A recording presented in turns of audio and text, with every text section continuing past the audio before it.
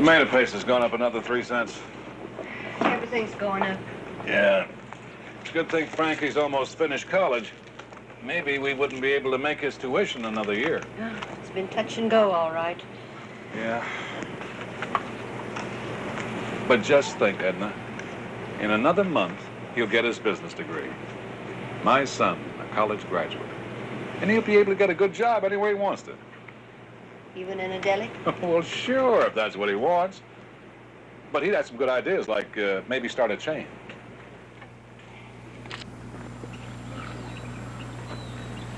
What's bugging you? That term paper next week. No way I'm gonna finish it on time. And no term paper, no diploma, huh? Kind of looks that way. At least not with honors. My folks have really been counting on that. Well, I've done my term paper. Didn't miss an hour's sleep. How'd you do that? You're not that dumb. There's this place. And do your paper for 50 or 100 bucks. You know, I wouldn't mind laying out that kind of bread. If I had it. If it were legal. It's legal. As long as the prof doesn't find out. See a man named Felling at the old Whitman building. Tell him I sent you. Good morning, son. You look tired. I'm a little beat. I didn't sleep too much last night. Are you worried about something? Exams, deadlines, that kind of thing. Frankie, you're gonna make it. You're gonna get that diploma with honors. I know you will. But you know, I just wish I had the same chance as you when I was young. But it's no matter now. You'll be the educated one of the family. Hey, I don't have any classes this morning. Why don't I stick around and help you out in the store? Well, It's too early for most customers. Why don't you just study? yeah, you study. I mean, what's more important, graduating or selling tomato paste? Well, I'll help out a little bit. All right. You know, Pop, there's a lot of little expenses that go along with graduating. Pictures and invitations, that kind of thing. Yeah, I guess. Well, you got a little put away, haven't you?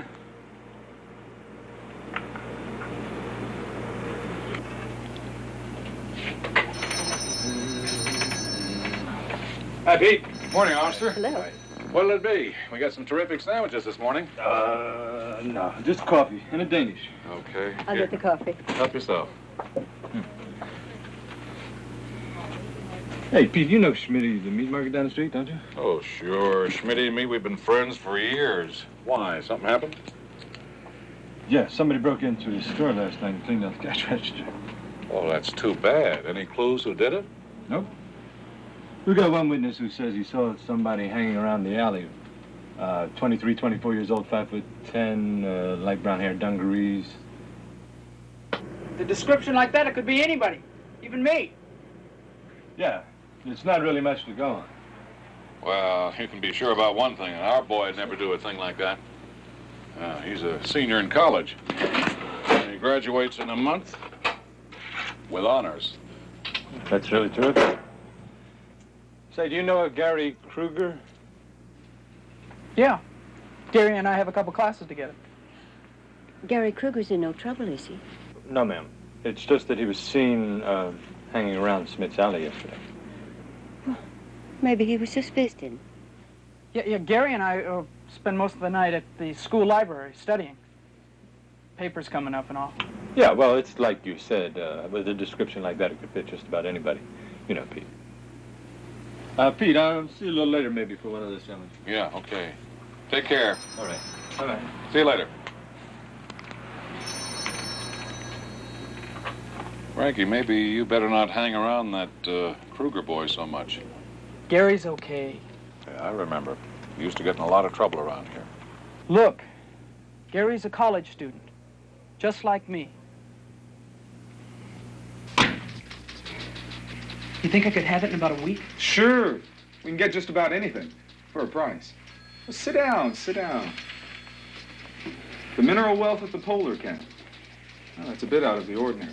I'll have to assign it special, and that's expensive. How expensive? Well, 60 pages in a week, $325. $325. Don't act so surprised. You want to talk paper, don't you? Yeah, but I only have $50. Thought that was the average price. Well, maybe for an average paper. Sorry. Look, I can get you $55 We right. need at least half with the order, the rest on delivery. I know that I could get it to you in a month. If you just... Look, you know the rules. No credit. There's no one tougher to collect from than a graduate who's moved away. I won't be a graduate unless I get that paper in. Then you find the money.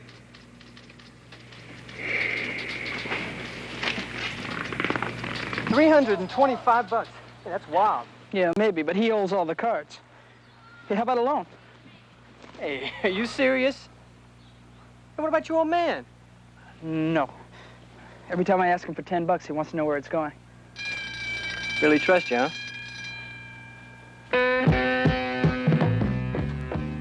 Well, maybe you can borrow the money from your old man. Like, Hey, don't you dig what I'm saying? There's been a lot of robberies around here lately. Like at Smitty's Meat Market. how'd you know about Smitty's? I hear. You know, a cop came into the deli this morning. I told him that you and I were at the library last night studying. You did it, didn't you?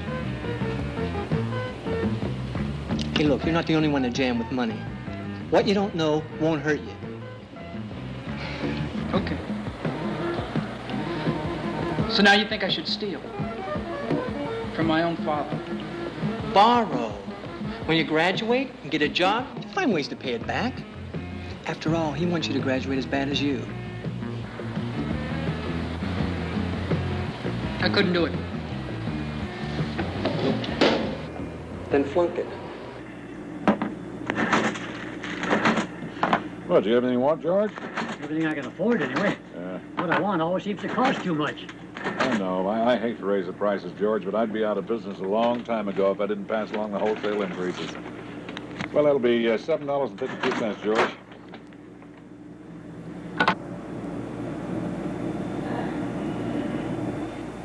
You want to put this on your bill, huh?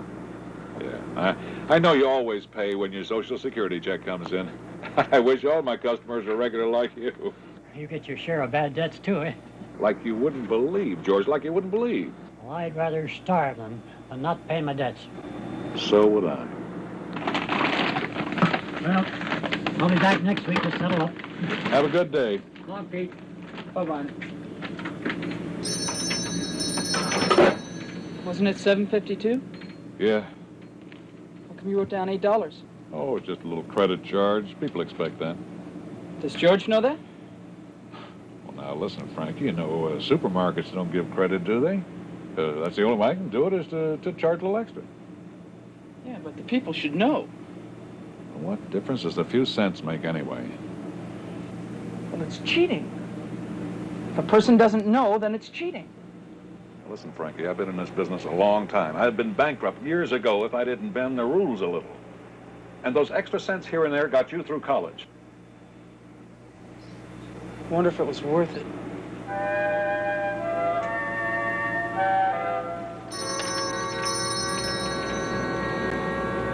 Mr. Herlock? Yeah, what can I do for you? I'm Pastor Fagel, chaplain at Westbrook Hospital. I believe you had a customer by the name of Mrs. Faulkner? Yeah, that's right, Chaplain. Came in quite a bit. Well, Mrs. Faulkner passed away last week. Oh, that's too bad. She was a nice lady. She always paid her bills on time.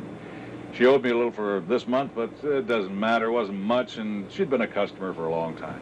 Well, before she died, she asked me to settle her account with you. Oh, that's okay. Let's see, it was only, Faulkner. $18.50. I'll just write it off. No, Mrs. Faulkner gave me the money to pay it. She didn't want any debts left behind. It would have bothered her conscience. Well, why don't you just give the check to her church or some charity? Well, if that's what you wish, Mr. Herlock, fine. Why don't you come by the church and drop it off yourself? We'd be glad to see you there. Okay. Thank you, Chaplain.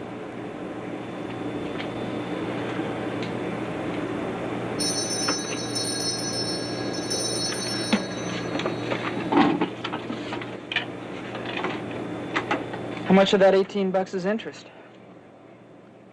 Well, if it makes you feel any better, I plan to give the money to her church, okay? It's an easy way out. Frankie, there's a few things you've got to learn. Well, it seems that today I learned about business. It's every man for himself. Dog eat dog.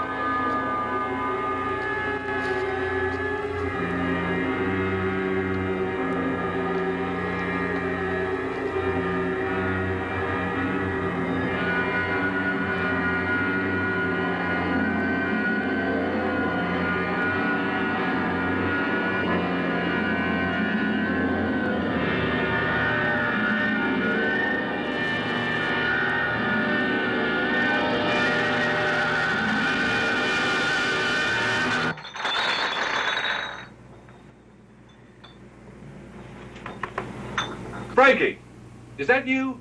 Edna, call the police. Stop.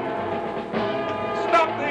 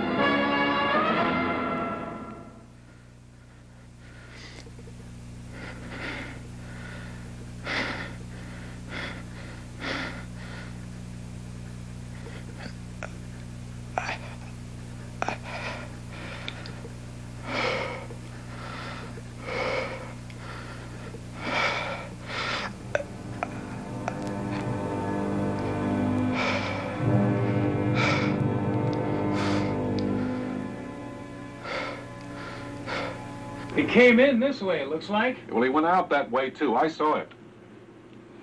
What'd he get away with?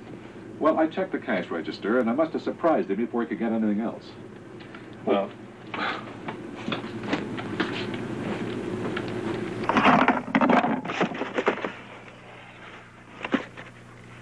It's gone. The cash box is gone. how much, Pete? Well, there were some big bills and some checks. I was going to take them to the bank the first thing in the morning. At least a couple of hundred in cash. Anyone else live here?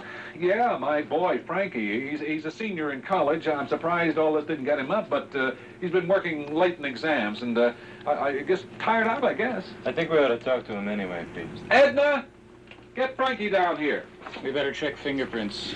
I don't know, something strange here, especially the way that back door's been jimmied. What do you mean? Pete, he's not in his room. I don't understand. He was there at supper time. Well, sometimes he goes to the library to study. At 2 in the morning?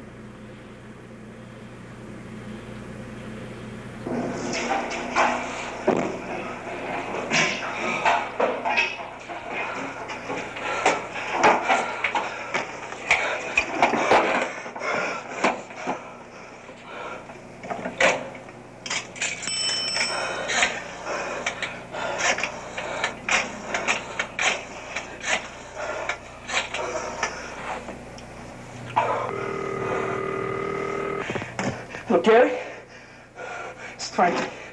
Listen, I'm in trouble. Yeah, I took the cash box from my dad's place. Yeah, I heard the cop car just as I left. You mean you blew it? Look, I hurt myself pretty bad, trying to get away. I'm on the corner of 5th and Main. Could you come over and pick me up right away? Are you kidding? The police were here today, questioning me. I can't, Frankie. Look, Gary, I'm in trouble. I need your help. Honest, Frankie, I can't help you. You understand, don't you, man?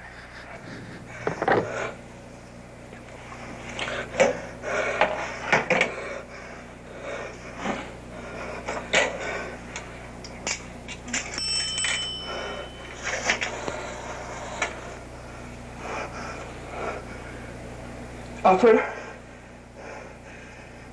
Yeah, get me Westbrook Hospital. Would you hold that, please? Thank you. Well, that just about fixes you up, Frankie. Your leg, anyway. I don't know about your father. Yeah. Can you imagine anything more stupid? Stealing from your own father? Well, quite frankly, no. Okay. Seriously, though, I'm surprised the police haven't checked here already. Don't you think you ought to call your parents? I couldn't do that. My father would kill me. Well, he's going to find out anyway. What's your advice, Chaplain? You're right, Doctor. You know, Frankie, there's something worse than stealing from your father. What's that? Not owning up to it. It'd kill him. I don't think so. It won't be easy for either of you, it's true. But honesty is always the best policy. He's right, Frank. Why don't you let me go get a telephone? I can plug it in right here. I'll be right back. I don't know why I did it.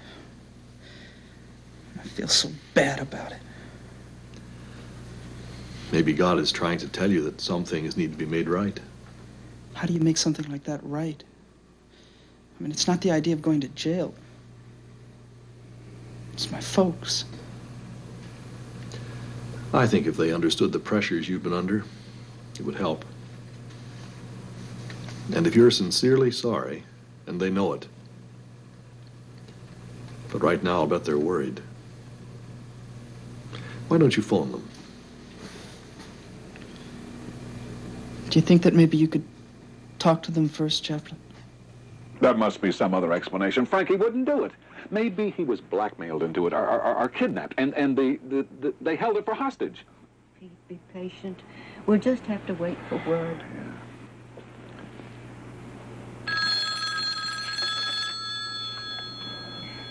You take it. Yeah. Oh, Chaplain. Frankie's in the hospital. Well, is he hurt bad? He's going to be all right. Yes, I'd like to speak to him, please. Frankie.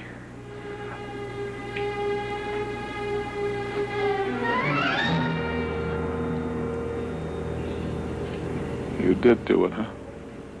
Why, Frankie? Why? I can't believe it. My own son. All right. We'll be right over.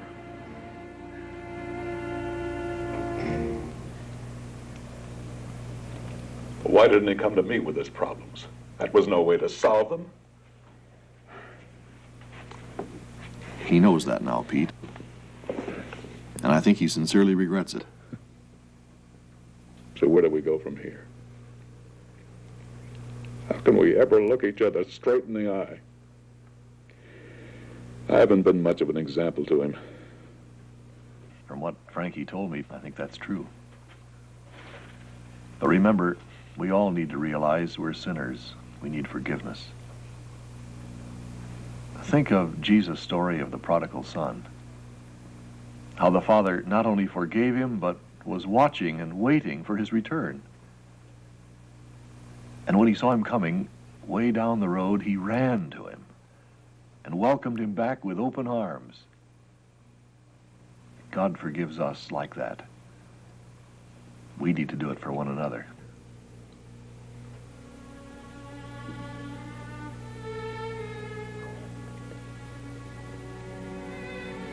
I've got a lot to sort out with Frankie.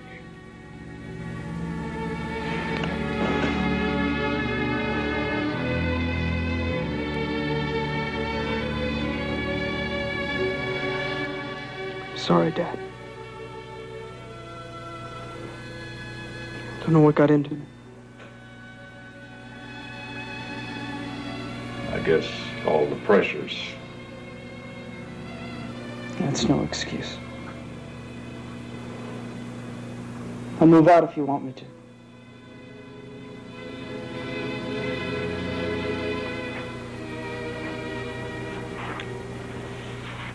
First you take the cash box. Now you want to take yourself away from me, too?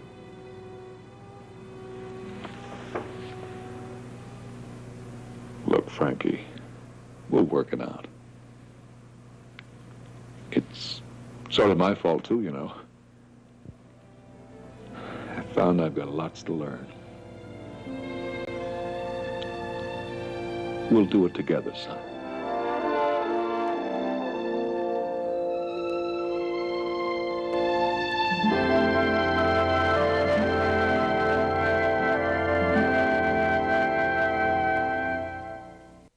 Mary, I can't believe he has AIDS. He is my friend, but I don't want to get AIDS. I'm afraid of this disease, but I'm more afraid of losing a friend. It doesn't take much to make this world a better place. All it takes is a hand. What about yours? This message was brought to you by the Seventh-day Adventists.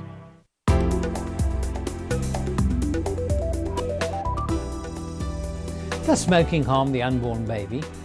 Most definitely. Smoking causes problems in the pregnancy itself, with increased miscarriages or fetal loss, placental abnormalities and bleeding, premature births. Smoking also causes problems for the fetus. There are smaller babies with poor growth, increased numbers of stillbirths, increased birth defects, even increased nicotine receptors in the brain. There are possible long-term mental and physical effects on the child as well, including an increased risk of leukemia and lymphoma in later life. If the mother smokes or the newborn baby is exposed to environmental tobacco smoke, there is a significant increase in risk of sudden infant death syndrome, or SIDS. These babies have no choice and no voice. Make the healthy choice. Break the habit. Hello, this is Luca Daniel. Thank you for watching Hope Channel, those of you in Central and West Africa. Continue to watch Hope Channel and invite others to watch with you and help Hope Channel with your finances and with your prayers.